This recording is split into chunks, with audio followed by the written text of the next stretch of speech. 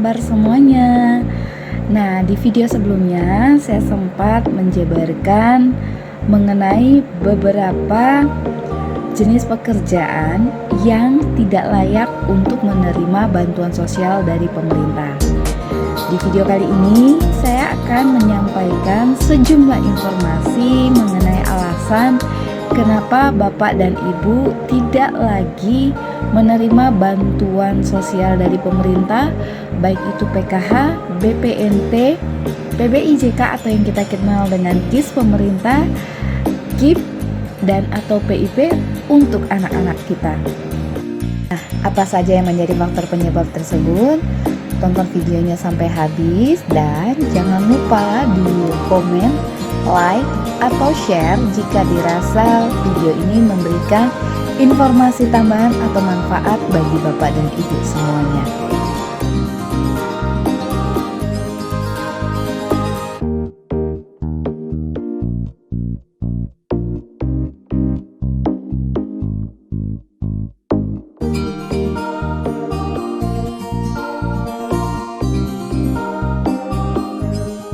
Datanya bermasalah atau yang lebih dikenal sebagai data anomali.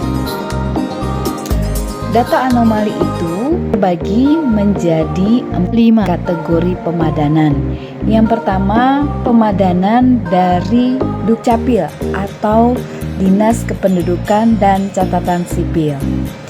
Dari pemadanan data Dukcapil antara DTKS dengan Dukcapil ada setidaknya 6 data anomali.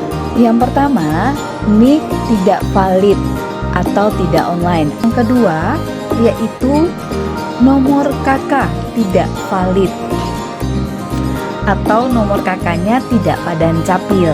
Nah, penyebab ketiga ditemukan ada lansia yang belum memiliki EKTP. Yang keempat, itu terjadi perubahan nomor NIK. Yang kelima, terjadi perubahan pada nomor kartu keluarga. Keenam, yaitu ketika Bapak dan Ibu sebagai penerima bantuan sosial dari pemerintah terindikasi 1 KK dengan karyawan PNS, honorer, TNI atau Polri, kemudian pegawai BUMN atau perangkat desa, dan juga terindikasi dengan guru atau honorer.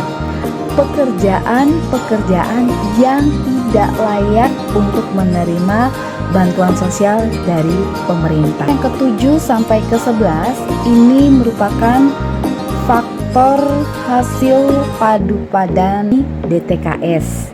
Faktor ke-7, suami dan atau istri terindikasi memiliki double bansos atau bantuan sosial yang ganda. Faktor yang ke-8, ada komponen disabilitas yang belum masuk di DTKS.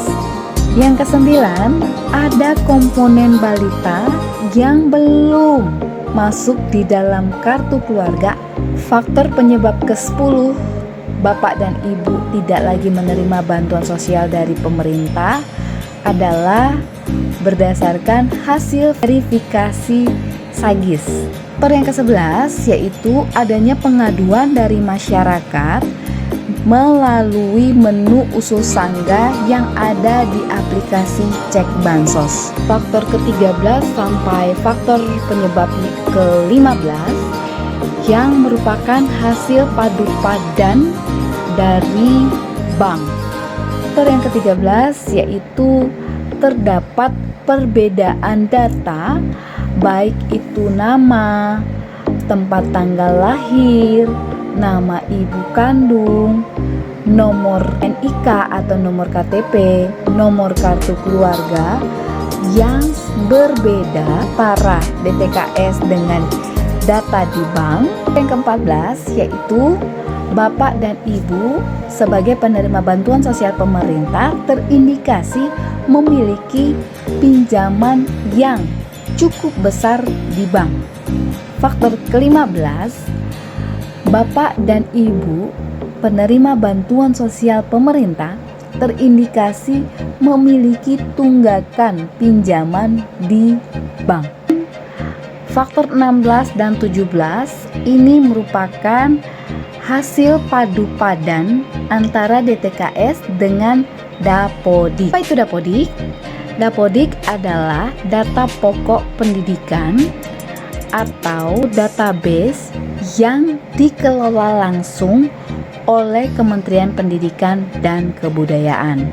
Faktor ke-16 ini ketika Bapak dan Ibu sebagai penerima bantuan sosial pemerintah yang memiliki anak usia sekolah mulai dari SD, SMP, bahkan hingga SMA belum tercatat atau terdata di Dapodik, maka bantuan sosialnya bisa terhenti atau dinonaktifkan karena datanya bermasalah.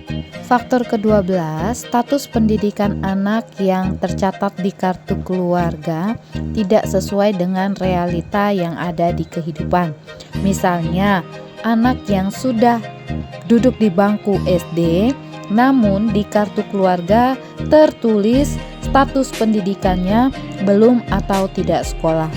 Status pendidikan ini sangat penting sehingga perlu diubah atau diupdate setiap kali anak naik jenjang ke pendidikan yang lebih tinggi. Faktor yang ke-17, komponen pendidikan SD, SMP, SMA belum padan dengan data Dapodik.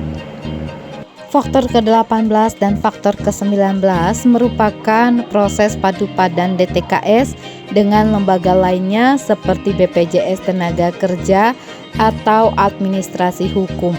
Faktor ke-18, Bapak dan Ibu ataupun salah satu anggota keluarga yang terdapat dalam satu KK itu terdeteksi memiliki gaji sama dengan atau di atas UMP atau UMK yang berlaku di wilayah provinsi tersebut. Ke-19 atau faktor yang terakhir, Pak dan Ibu atau anggota keluarga yang terdapat dalam satu KK itu terdeteksi memiliki jasa layanan administrasi hukum umum. Nah, itu dia tadi 19 faktor penyebab Bapak dan Ibu bisa dihentikan pesertaan bantuan sosial pemerintah baik PKH, BPNT, PBIJK atau yang kita kenal dengan KIS pemerintah, juga KIP atau PIP karena dianggap sudah tidak layak untuk menerima dana bantuan sosial pemerintah.